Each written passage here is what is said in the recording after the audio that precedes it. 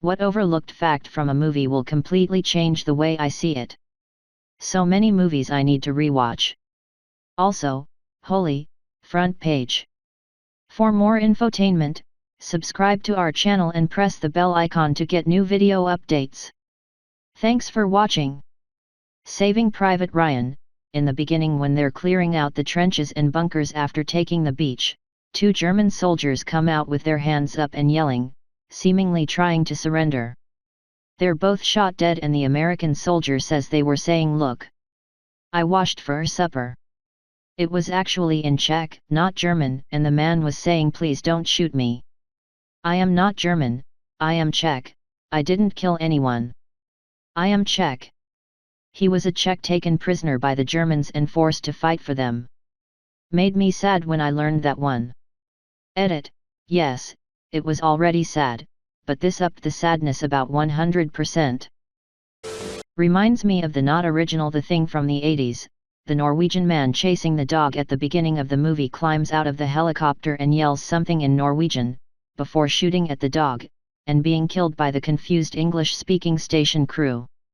What the man yells is, "That's not a dog, it's a thing." Basically telling them it's an alien and giving away the plot of the movie. But no one catches it because it isn't in English and isn't subtitled. Had they understood this, none of the events of the movie would have taken place, they would have just killed the dog. All the traps in Goonies are designed so that one person can make it through alive, especially if he/she is taken hostage and forced through the tunnels.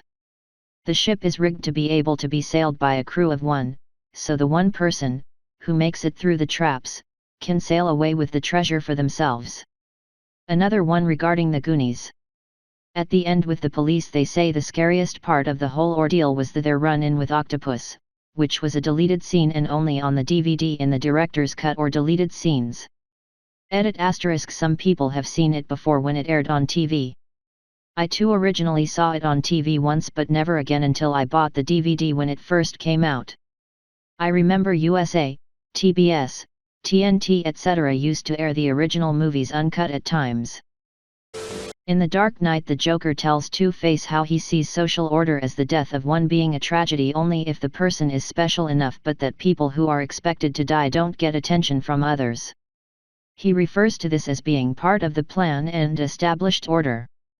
In real life, Heath Ledger died before The Dark Knight came out and everyone talked about it. However, what a lot of people don't know, is that Conway Wycliffe, a stuntman who worked on the movie, died as well when a stunt went wrong. The movie is dedicated to both men, but I don't need to tell you which one got more press. As long as we're on The Dark Knight, consider how the Joker has a way of reversing things. He kidnaps Harvey and Rachel, and sets them up in separate locations loaded with explosives.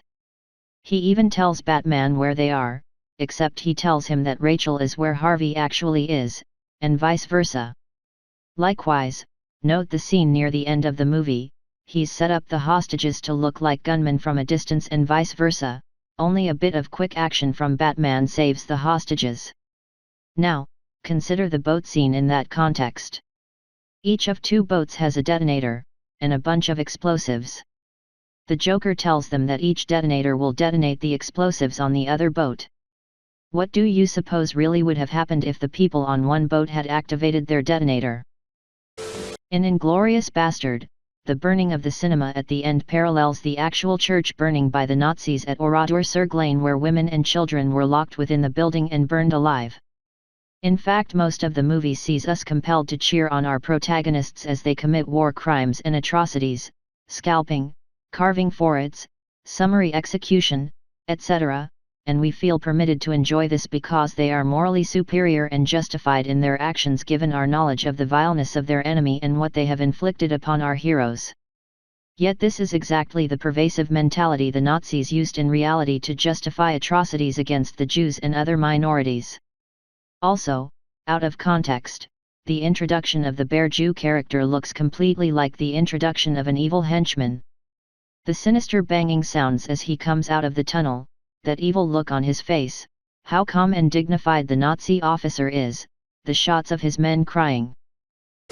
Fight Club. When Tyler Durden calls the narrator back in the phone booth, the camera slowly tracks in towards the phone. On the left of the phone, a notice can be seen saying "No incoming calls allowed." When Tyler and the narrator are on the bus, the long-haired guy pushes past Tyler without a word, then says "Excuse me" as he pushes past the narrator. When Tyler and the narrator hit the first car with baseball bats, Tyler hits first, but the alarm is triggered only after the narrator hits. So many littered throughout the movie. In the movie 2001, A Space Odyssey, not many people understand why Hal went crazy and murdered the crew of the Discovery, or anything that happened after that. Hal was programmed to relay information 100% accurately and completely.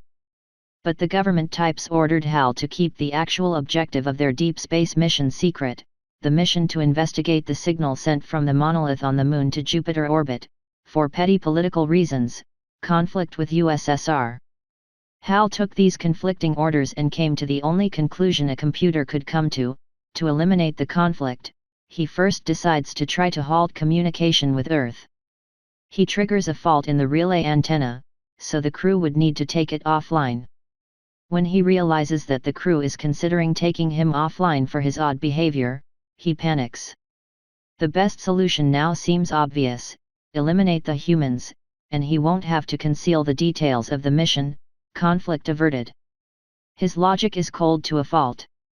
Of course, Dave Bowman survives and is able to deactivate Hal. What happens next is sorta glossed over in the movie. David spends months in space alone, with zero communication with anyone. Farther away from any other human being than anyone has ever been. He goes into sort of automatic pilot mode. He does his daily duties and those of Frank, his dead co-pilot. He runs the huge ship with flawless efficiency. He practically becomes a machine himself. Nothing but the mission. After the remainder of his flight, he arrives at the monolith orbiting Jupiter, Saturn in the book. He flies a pod to the surface of it to study it, and realizes that there is no surface. It's a gateway. He enters the gate, and this is where the weird eyeball/trippy effects/heavy breathing take place, and flies through a wormhole, a stargate, to a very far away star, in a distant galaxy. On his way he passes over some alien landscapes and some other weird spaceships. When he arrives, he lives out the rest of his human life. He spends like 30+ years in that weird empty room, getting older, in complete isolation. When he finally dies of old age, the aliens who created the monoliths, who placed one on Earth in prehistoric times and used it to teach hominids how to use tools, who buried one on the Moon with an alarm that when it would be discovered would point the way to the Stargate, who created that room for David to live in, and where they fed him and studied him, gathered his consciousness and turned him into one of them, a being of energy and knowledge. He took the form of a floating baby, and decided to revisit humanity. The whole film is a speculation on evolution of humanity, from the origin of man to the final result. From a creature who discovers tools to save their race, to a creature who relies on tools and machines to expand their horizons, to a creature who is nearly destroyed by those machines, to becoming something of a living machine, the best of both worlds, to a creature who is enlightened past such petty things as using machines to kill each other. There was a lot of Cold War tension in the book. Edit. Thanks for the gold, fellow Redditor. In Independence Day, one often mocked scene in the movie is when Jeff Goldblum uses a regular OL Maabuk to hack into the alien ship and disable with a virus. The obvious question is, how the hell did they do this? It's simple. They cut a scene out, God knows why, where it was explained that all of our modern technology, computers, microchips, everything, was all reversed engineered from the crashed fighter. Hence why Goldblum was able to hack into the alien ship. He knew the code already. Once you know this fact, those entire scenes make sense. Edit. As I just learned, this scene was shot and it was added to later versions of the movie, including the DVD release, but the original theatrical release and the VHS release did not have them.